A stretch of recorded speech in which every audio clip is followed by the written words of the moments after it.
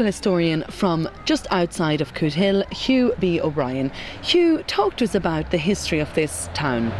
Well, this whole area was border or marchland between two rival chieftains, the O'Reillys of Breffni and the McMahons of Dartry.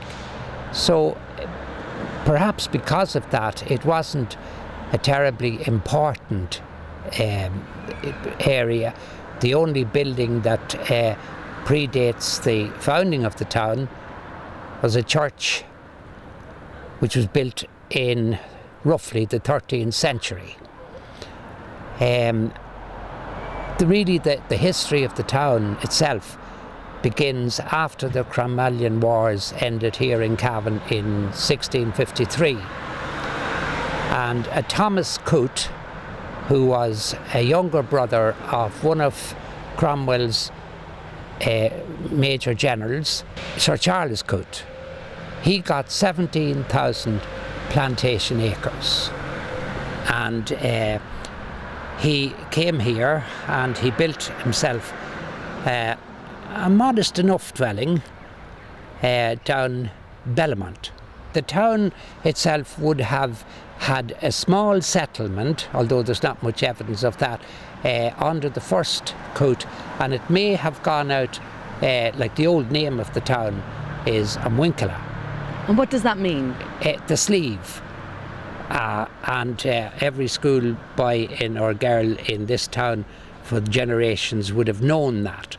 And the town itself went out away from here, not this present site. This present site was picked by the second Thomas Coote, and it really didn't get off the ground until about 1725. And in that year, the Cootes maintained a charter, a royal charter to hold fairs and markets. It's a planned town insofar as that if you look at the streets, we'll say in a town like Cavan, which was there from about the 12th century, the old Cavan town, if you go up the main street, they're all very narrow and very winding. This town here has a cruciform shape.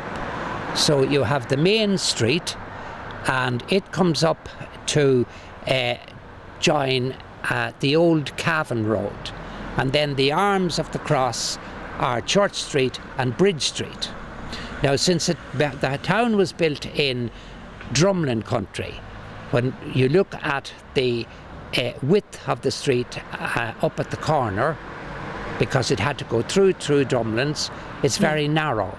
So unlike a lot of towns who would have had a square, the top of the Cootehill Town, where you have the four corners, is quite narrow. So down at the bottom of Market Street, you'll see a very wide street, and that was typical of the plantation towns of the time. The Cootes realised that there was, like other landlords, that there was money to be made, as I've said already, from the holding of markets. And as I say, from 1725, they had received a royal charter to hold fairs and markets. So the first important product in the area was linen. The growing of flax had been grown there before that. And the linen industry in Ireland was allowed to develop because it wasn't manufactured in the mother country, which was England. The Irish woolen trade had been destroyed prior to that because it was too competitive for the English merchants. Mm-hmm. So this linen was manufactured in Ireland because it didn't interfere with the trade in England.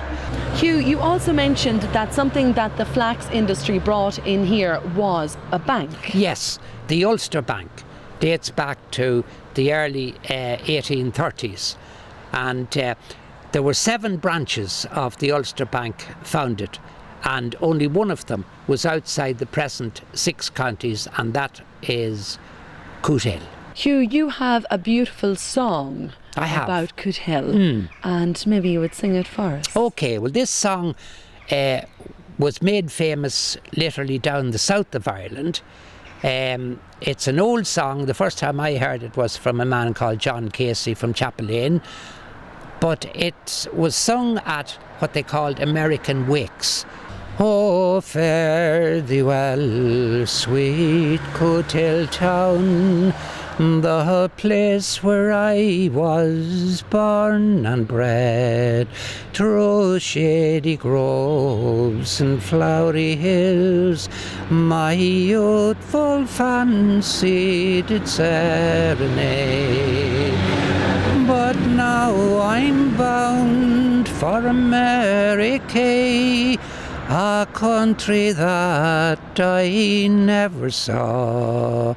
Those pleasant scenes I'll always mind when I am roving far